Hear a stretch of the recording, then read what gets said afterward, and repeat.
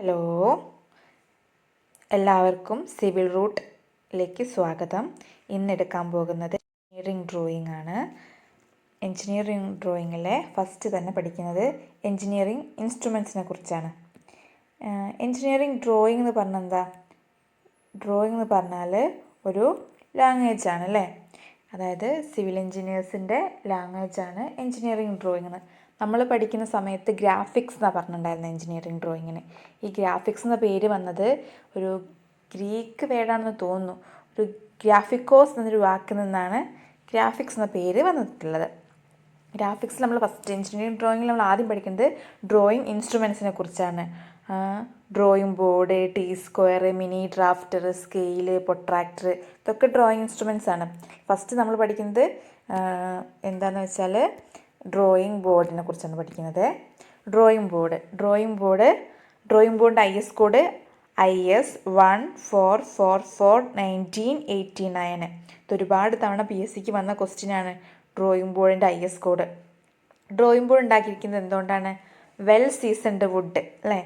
Well seasoned വുഡായ ഫിർ, linoleum, ഓക്ക്, പൈന് ഇതൊക്കെ വെച്ചിട്ടാണ് നമ്മുടെ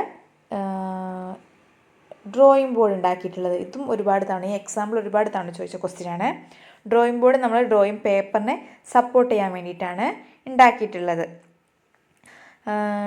ഡ്രോയിങ് ബോർഡ് ഉണ്ടാക്കുന്നത് 4 മുതൽ 6 വരെയുള്ള narrow strips tongue and groove joint വഴി കണക്ട് ചെയ്തിട്ടുള്ള സ്ട്രിപ്സിനെ വെച്ചിട്ടാണ് ഡ്രോയിങ് ബോർഡ് ഉണ്ടാക്കിയിട്ടുള്ളത്.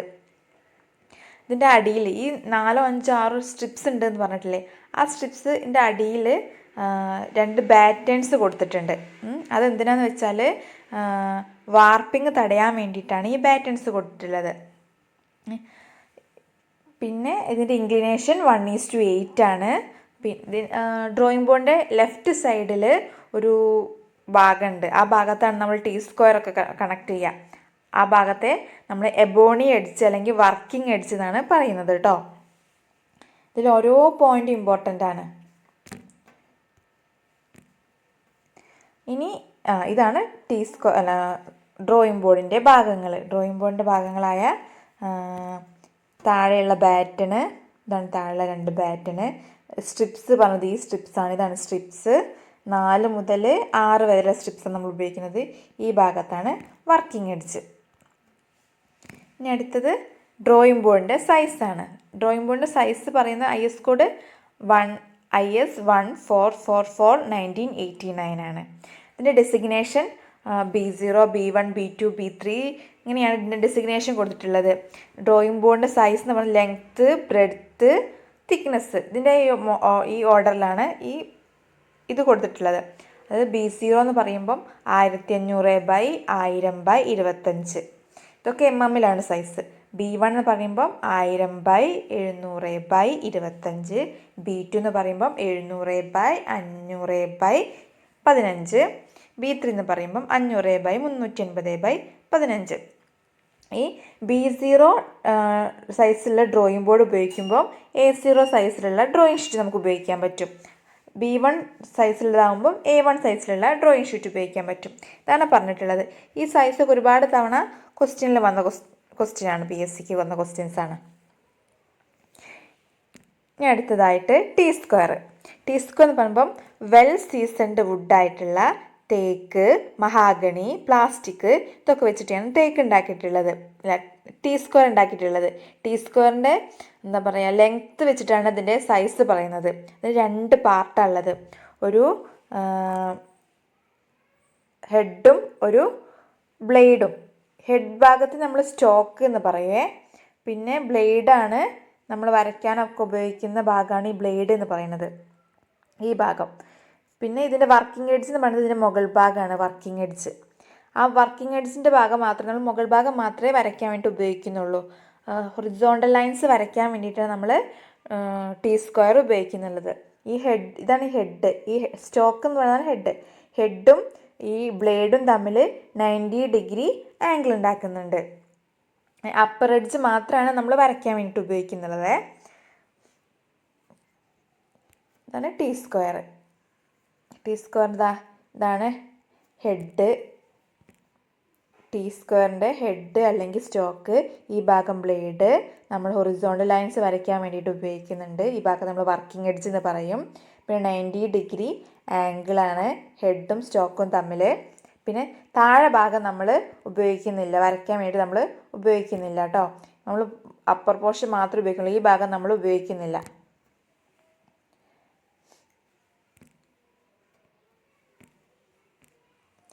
ലെങ്ത്തിന് ഈ ടി സ്ക്വയറിൻ്റെ വർക്കിംഗ് എഡ്ജ് അല്ലെങ്കിൽ ലെങ്ത്തിനെ വെച്ചിട്ട് നമ്മൾ ക്ലാസിഫൈ ചെയ്തിട്ടുണ്ട്. T0, T1, T2, T3. ഇതിൻ്റെ ലെങ്ത്തിനെ വെച്ചിട്ടാണ്, ഇതിൻ്റെ സൈസ് വെച്ചിട്ടാണ് നമ്മൾ ഈ ക്ലാസിഫിക്കേഷൻ പറയുന്നത്.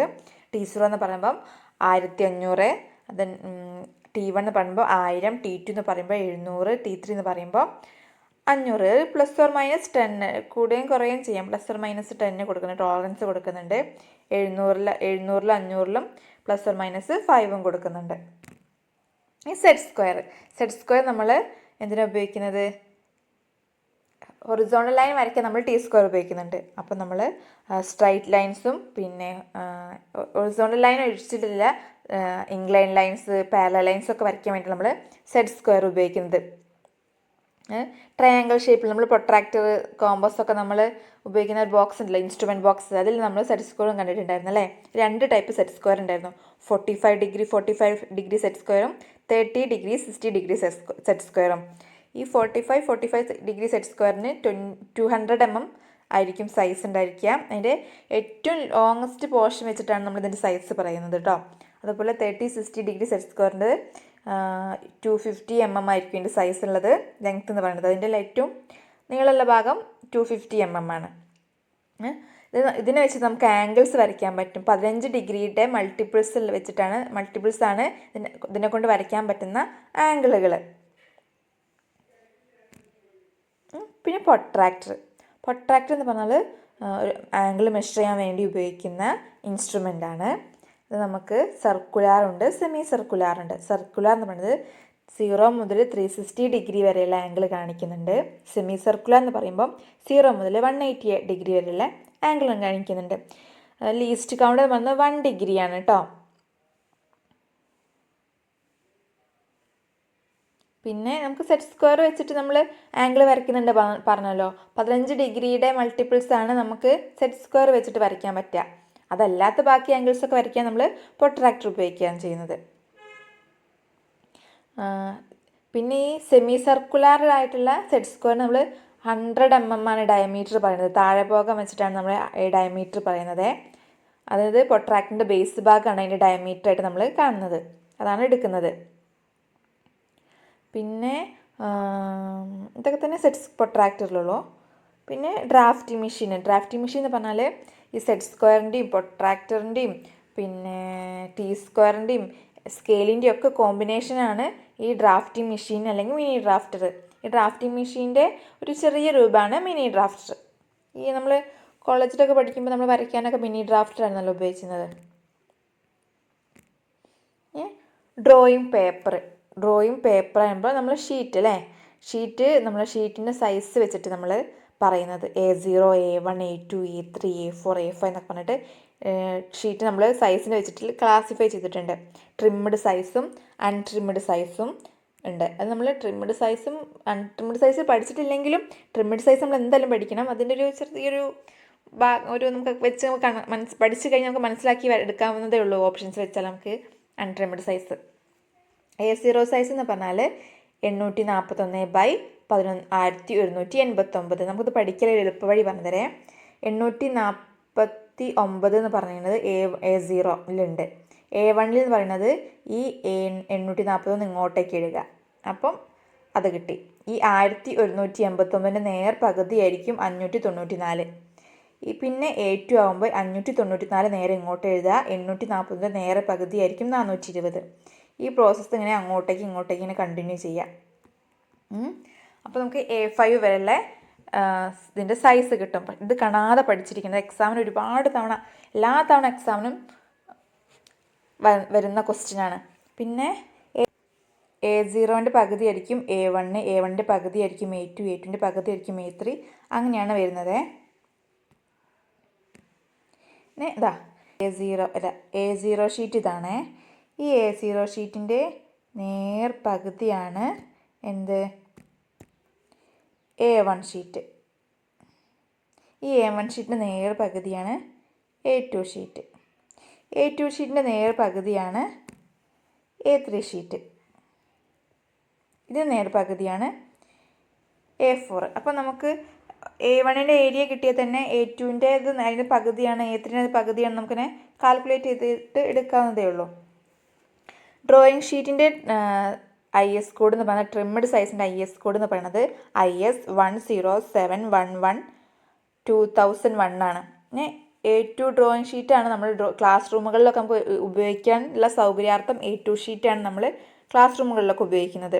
പിന്നെ width to length ratio drawing sheet എന്ന് പറയുന്നത് 1:√2 ആണ്. അതുപോലെ ഓരോ ഏരിയ തമ്മിലുള്ള റേഷ്യോ, ഈ ഡ്രോയിങ് ഷീറ്റിൻ്റെ ഒരു ഡ്രോയിങ് ഷീറ്റിനും തൊട്ടപ്പുറത്തെ ഡ്രോയിങ് ഷീറ്റിൻ്റെ ഏരിയ തമ്മിലുള്ള റേഷ്യോ എന്ന് പറയുന്നത് 1:2 ആണ്. 1:√2 എന്ന് പറയുന്നത് സൈഡുകൾ തമ്മിലുള്ള റേഷ്യോ, ഏരിയ തമ്മിലുള്ള റേഷ്യോ എന്ന് പറയുന്നത് 1:2 ആണ്. പിന്നെ ഡ്രോയിങ് ഷീറ്റിൻ്റെ ലേഔട്ടുകളും ടൈറ്റിൽ ബ്ലോക്കിനെ കുറിച്ചൊക്കെയാണ് പറയുന്നത്. ഈ ടൈറ്റിൽ ബ്ലോക്ക് ഡ്രോയിങ് ഷീറ്റിൻ്റെ താഴെ ഭാഗത്ത് റൈറ്റ് സൈഡിൽ ബോട്ടത്തിലാണ് നമ്മൾ വരയ്ക്കുക. ഈ ടൈറ്റിൽ ബ്ലോക്ക് എന്ന് പറഞ്ഞാൽ ഡ്രോയിങ്ങിൻ്റെ ഇൻഡെക്സ് ആയിട്ടാണ് നമ്മൾ കണക്കാക്കുന്നത്. അതിൽ എല്ലാ ഡീറ്റെയിൽസും നമുക്ക് ഒരുവിധം എല്ലാ ഡീറ്റെയിൽസും നമ്മൾ അതിൽ കാണിക്കും. സ്കെയിൽ എന്താണ്, ഡ്രോയിങ് നമ്പർ, പേര്, എഴുതുന്ന ആളത്, അങ്ങനെ അത്ര ഡീറ്റെയിൽസൊക്കെ നമ്മൾ അതിൽ കൊടുക്കുന്നുണ്ട്, ഇൻഡെക്സ് ആയിട്ട് കൊടുക്കുന്നതിൽ. പിന്നെ അതിൻ്റെ സൈസ്, ഈ ടൈറ്റിൽ ബ്ലോക്കിൻ്റെ സൈസ് എന്ന് പറയുന്നത് 185/65 mm ആണ് സൈസ് പറയുന്നത്. പിന്നെ ഡ്രോയിങ് ഷീറ്റ് നമ്മൾ മടക്കുകയാണെങ്കിൽ അതിൻ്റെ സൈസ്, ഡ്രോയിങ് ഷീറ്റ് മടക്കുന്നതിൻ്റെ ഫോൾഡിങ് ഓഫ് ഡ്രോയിങ് ഷീറ്റിൻ്റെ സൈസ് IS കോഡ് എന്ന് പറയുന്നത് IS 11664/1986 ആണ് അതിൻ്റെ കോഡ്. നമ്മൾ ഒരു ഡ്രോയിങ് ഷീറ്റ് ഫോൾഡ് ചെയ്യുന്നതിന് 2 മെത്തേഡ് ഉണ്ട്. മെത്തേഡ് 1ഉം മെത്തേഡ് 2ഉം. മെത്തേഡ് 1 എന്ന് പറയുന്നത് 297/190 mm സൈസിലേക്ക് മാറ്റുന്നതും, മെത്തേഡ് 2 എന്ന് പറയുന്നത് 297/210 mm സൈസ്, അതായത് A4ൻ്റെ സൈസിലേക്ക് മാറ്റുന്നതാണ് ആ മെത്തേഡുകളെ. പിന്നെ നമ്മൾ ഷീറ്റ് മടക്കുമ്പോൾ 6 നമ്പർ ഓഫ് വെർട്ടിക്കൽസ്, അതായത് 6 നമ്പർ ഓഫ് വെർട്ടിക്കൽ ഫോൾഡ്സ് ഉണ്ടായിരിക്കും നമ്മൾ ഡ്രോയിങ് ഷീറ്റ് മടക്കുന്ന സമയത്ത്. പിന്നെ ബോർഡർ ലൈൻ വിഡ്ത്തായിട്ട് നമ്മൾ കൊടുക്കുന്നത് 0.6 mm ആണ് നമ്മൾ ബോർഡർ ലൈന് വിഡ്ത്തായിട്ട് നമ്മൾ കൊടുക്കുന്നത്. പിന്നെ നമ്മൾ അതിൽ ബോർഡർ കൊടുക്കില്ല. ഇതിപ്പോൾ ഇതാണ് ഡ്രോയിങ് ഷീറ്റ് എന്ന് കരുതുക. ഇത് നമ്മൾ മാർജിൻ വരയ്ക്കുമല്ലോ. മാർജിൻ വരയ്ക്കുമ്പോൾ ഇതിൻ്റെ ഈ ടോപ്പിലും റൈറ്റ് സൈഡിലും ബോട്ടത്തിലും നമ്മൾ 10 mm ആണ് കൊടുക്കുക. അതുപോലെ ഈ ലെഫ്റ്റ് സൈഡിൽ 20 mm ആണ് നമ്മൾ എടുക്കുന്നത്. പിന്നെ കോമ്പസ് എന്ന് പറഞ്ഞാൽ ലാർജ് ബോ കോമ്പസ് ഉണ്ട്, സ്പ്രിംഗ് ബോ കോമ്പസ് ഉണ്ട്, ഡ്രോപ്പ് സ്പ്രിംഗ് ബോ കോമ്പസ് ഉണ്ട്, ലെങ്തനിങ് ബാർ ഉണ്ട്. ലാർജ് ബോ കോമ്പസ് എന്ന് പറഞ്ഞാൽ റേഡിയസ് നമ്മൾ 200 mm റേഡിയസ് വരെയാണ് നമ്മൾ ലാർജ് ബോ കോമ്പസ് ഉപയോഗിക്കുക. സ്പ്രിംഗ് ബോ കോമ്പസ് എന്ന് പറഞ്ഞാൽ up to 25 mm റേഡിയസ് വരെയാണ് നമ്മൾ സ്പ്രിംഗ് ബോ കോമ്പസ് ഉപയോഗിച്ച് വരയ്ക്കുക. ഡ്രോ സ്പ്രിംഗ് ബോ കോമ്പസ് പറഞ്ഞാൽ വളരെ ചെറിയ റേഡിയസ് ഉള്ള സർക്കിളൊക്കെ വരയ്ക്കാൻ വേണ്ടിയിട്ടാണ് നമ്മൾ ഡ്രോപ്പ് സ്പ്രിംഗ് കോമ്പസ് ഉപയോഗിക്കുന്നത്. ലെങ്തനിങ് ബാർ ഉപയോഗിക്കുന്നത് 200 mm റേഡിയസിനേക്കാളും കൂടുതലാണ് റേഡിയസ് എങ്കിൽ നമ്മൾ കോമ്പസിൻ്റെ കൂടെ ലെങ്തനിങ് ബാറും യൂസ് ചെയ്യും. ഇത് ഡിവൈഡർ നമ്മൾ ഉപയോഗിക്കുന്നത് നമ്മൾ ഈക്വലായിട്ട് നമുക്ക് ലെങ്ത്തൊക്കെ നമുക്ക് ഈക്വലി ഡിവൈഡ് ചെയ്യാനും അത് ട്രാൻസ്മിറ്റ് ചെയ്യാനൊക്കെ വേണ്ടിയിട്ടാണ് നമ്മൾ ഡിവൈഡർ ഉപയോഗിക്കുന്നത്. Transfer the true dimension from one part of the drawing sheet to other part, അതിന് വേണ്ടിയിട്ടാണ് നമ്മൾ ഡിവൈഡർ ഉപയോഗിക്കുന്നത്. അത് ഈക്വൽ പാർട്ടായിട്ടൊക്കെ ഡിവൈഡ് ചെയ്യാൻ വേണ്ടിയിട്ടും setting dimension from the scale to ഡ്രോയിങ്ങിലേക്ക് വേണ്ടിയിട്ടൊക്കെയാണ് നമ്മൾ ഡിവൈഡർ യൂസ് ചെയ്യുന്നത്. ഇപ്പോൾ നമ്മൾ ഇറേസർ ഉപയോഗിക്കുന്നുണ്ട്, അൺവാണ്ടഡ് ലൈൻസ് ഒക്കെ റിമൂവ് ചെയ്യാൻ വേണ്ടിയിട്ട് ഇറേസർ ഉപയോഗിക്കുന്നുണ്ട്.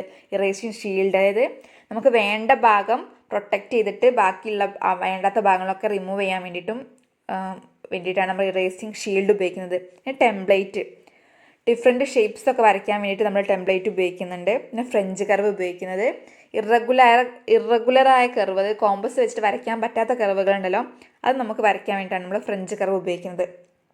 ഫാസ്റ്റനർ നമ്മൾ ഉപയോഗിക്കുന്നത് ഡ്രോയിങ് ബോർഡിൽ ഡ്രോയിങ് ഷീറ്റ് നമ്മൾ ഒട്ടിച്ച് വെക്കാൻ വേണ്ടിയിട്ടാണ് നമ്മൾ ഫാസ്റ്റനർ ഉപയോഗിക്കുന്നത്. പിന്നോ അല്ലെങ്കിൽ ടാപ്പൊക്കെ ആയിട്ട് നമ്മൾ ഉപയോഗിക്കുന്നു. പിന്നെ സ്റ്റെൻസിൽ,